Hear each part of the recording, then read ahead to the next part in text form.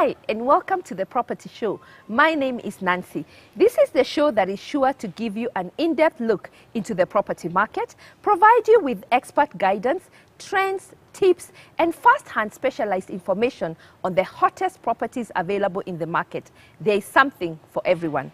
Paul and Caroline have been looking to buy a plot, only to realize that every plot they have settled for has one issue or the other. And therefore, our big question today is, what do you need to know when you're purchasing a plot? Hey, we need to see the agent tomorrow at the Kitengela site. Kwani he doesn't have an office?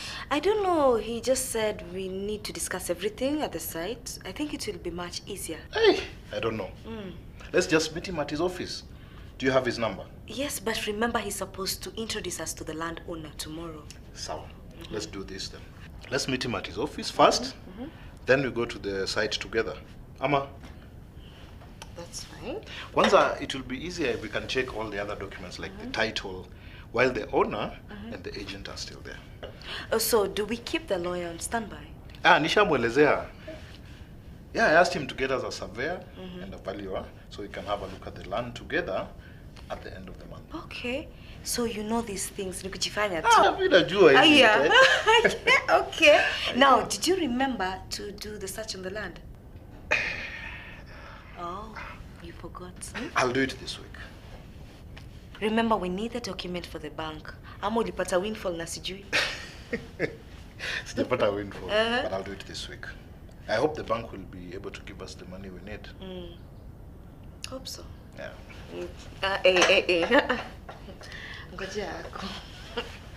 What do you need to know when you're purchasing a plot? Most people do not know what to look for when they have identified or when they are purchasing a plot. With us today is Mr. Alex Mwema, who is a director of Ndatani Enterprises Company Limited. Ndatani Enterprise is a real estate agent firm who specializes in purchasing and selling land. He will be taking us through what you need to know when you're purchasing a plot and the steps on plot ownership. Welcome, Mwema. Thank you very much. For the purposes of our viewers, I'll pick Kitengela for this show to talk about the plot ownership. I have identified a plot in the newspaper. I found an advert that is telling me there's a plot for sale. I have now called the agent. What steps should I look at thereafter? Of course, you ask him who you are. You tell you come to Nairobi or come to Kitengela. Me, I'll tell you let's meet in Kitengela. Yeah, a known place, so that you're not going to get ambushed. There are known places like a hotel. You go and meet. Or if he has an office in Kitengela, if he's really a serious agent that he's got property in Kitengela, he should have an office in Kitengela. Go to his office in Kitengela, meet him. You can have some preliminaries. This is one, so the land is so many kilometers from here. Because you may find the land is 20 kilometers from Kitengela. I didn't want 20 kilometers, I wanted 1 kilometer. In that case, we stopped the transaction. If the land is in the area I wanted, then I tell him, can I go and see the land? When you go to the plot, you look at, if you are told it's 50 by 100, confirm roughly, is it 50 by 100? Is it slopey, is it waterlogged? How do I confirm on site whether it's 50 by 100? Like I said, 50 is divided by 3, you get 15 meters. Walk 15 meters. Even a short person, a meter is a meter. Walk the length is be 30 meters or thereabout. And you'll have the map showing you the dimensions. So look at that. Look at the terrain. When you're on the ground, the purpose of going to the ground is to see the location of the land, to the condition of the land. Yeah, and also the neighborhoods. Maybe there is a factory nearby. You wouldn't like to build a house next to a factory. So when you're out there, and be open, and not be in a hurry about it. Be open-minded, look around. Yeah? Then of course see that the map, the shape on the map, and the number on the map corresponds to the number on the title. And if you carry the RIM, the big map, can you spot the plot map on that RIM? As a layman, you are trying to verify the land for you. Then of course, when you stay, if you stay on the plot for about 10, 20, 30 minutes. Should the agent also show me the beacons? Yes. In fact, one of the conditions in the agreement, would be, you'll have seen that you actually saw the beacons. So ask the agents, where are the beacons? Yeah, so that the shape of the land, every corner is marked by a beacon. They can be metal, they can be, most of them are with cement and with a number written there on it, on top of it. Maybe the plot number, something like that. You should be able to link that beacon to the papers that you are holding. Then of course, like I said, when you are there, most likely you see a Jama coming, who will be a caretaker, and, a person who works around, or an interested party. They will come and tell you, hey, can we help you fence the land when you are done? Can we help you dig the toilet when you are done if there's no sewer around? Even they will come and greet you. Like in African society, we are very friendly. They will come and greet you. Then when you are there, you can ask him, hey, this land belongs to this person. If the agent is honest and there's no issues, you encourage the discussion. If you see the agent getting jittery, take a mental note and get worried. Then of course from there, you can leave the land and go to the agent's office or the landlord's place, because there must be a physical place. If it's the agent, you see his office. When you go to the office, ask him about his maybe ID, his papers. Is he registered with Sharia House as a company or as a business name? Is he registered with KRA? Does he have a PIN? Yeah, get to know him. How long has he been in business? Does he have some people he has sold land to who can vouch for him? Because if you have been in business more than 6 months, surely you've sold land to somebody who can give a word for you. Then from there, and those references you are given, please check them out. From there, if they are living the agent, insist on seeing the owner. And when you meet the owner, if it's a man or a woman, make sure, are you married? Because most of the time the title in African custom carries the man's name, because he's the owner of the land. But now with the new constitution, you cannot deed the land without involving at least the wife, and even children who are over 18, because they can come back later and dispute the sale. So get to know if it's the man, the owner of the land, where does he work? If the deal is big, and big is relative, because 100,000 to me is not 100,000 to you. Ask him, can I go see your place? Just in case things go wrong, I can come to your place. Because even when you are taking money from the bank, they insist on knowing where do you live. So you're trying to get to know the agent and trying to get to know the owner of the land.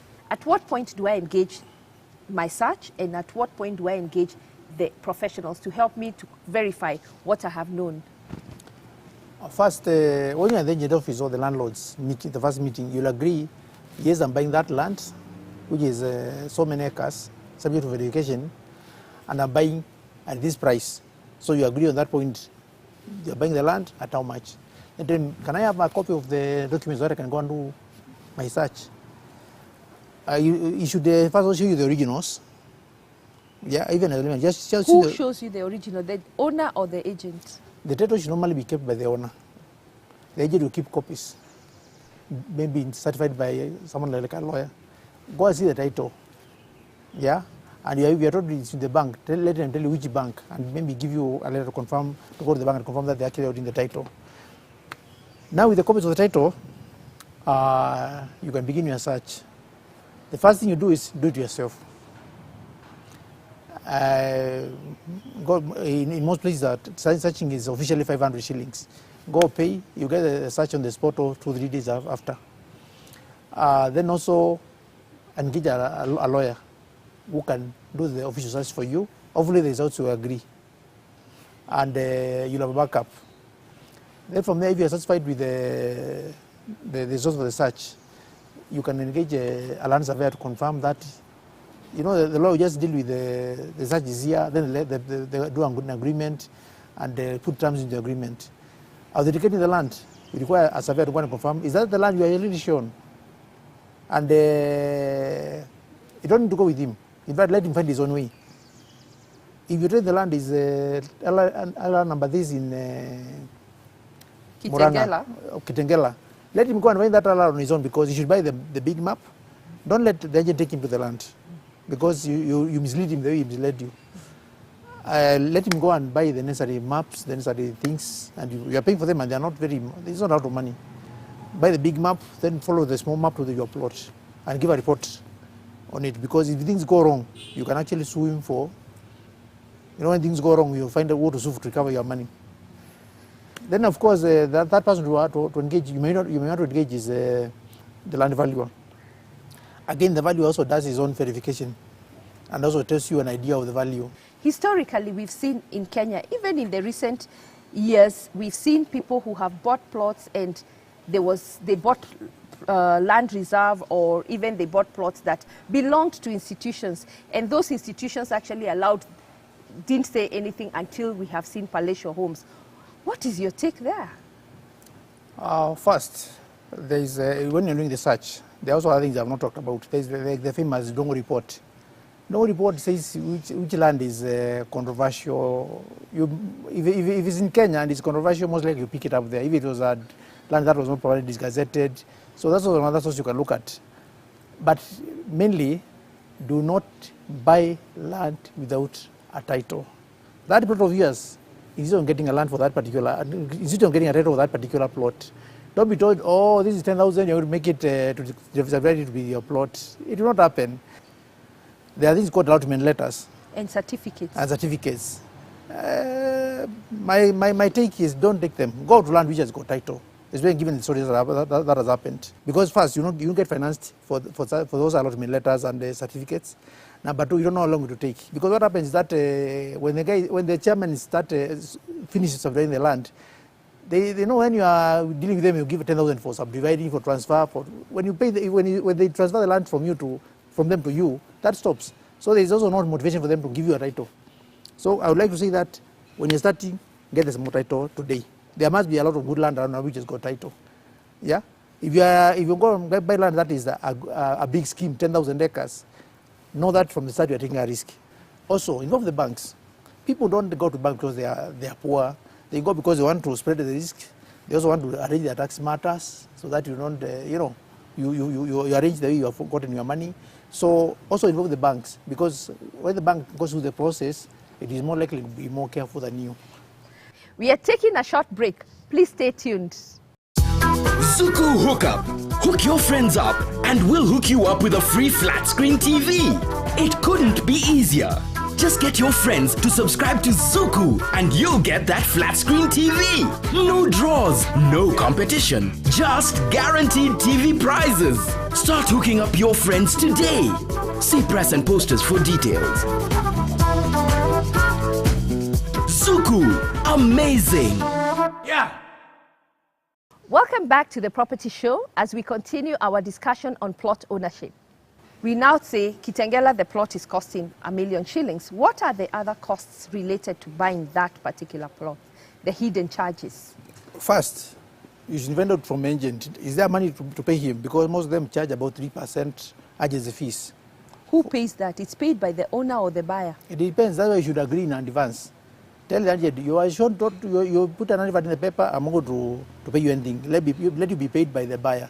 So most of the times, it's the seller who should pay the agent. But if you agree to the agent that you pay him something, please get it down on paper. Because sometimes they will tell you, oh, I want 10%, oh, I want this, oh, I want that. So make sure that if there's an agent, make sure that if there's a charge, how much, get that in advance. Then of course there is stamp duty. When you are transferring land from one person to another, for rural land there is about 2%. For urban land and municipalities, there's about 4%. Then there's other small charges like registration, valuation. Those are small things that you pay to the government. Then of course there's the professional team. But overall that doesn't come to. I think when you're transacting, have something like 10% from the purchase price to now aside, so that you can take care of such things. And you can also negotiate to pay them across time. Like tell them, look here, I'll pay you when this is done. When I get my title, this when I'll give you the money, so that they also become part of the process. Not like when a lawyer makes an agreement, he says, I want my money. You leave your in the baby.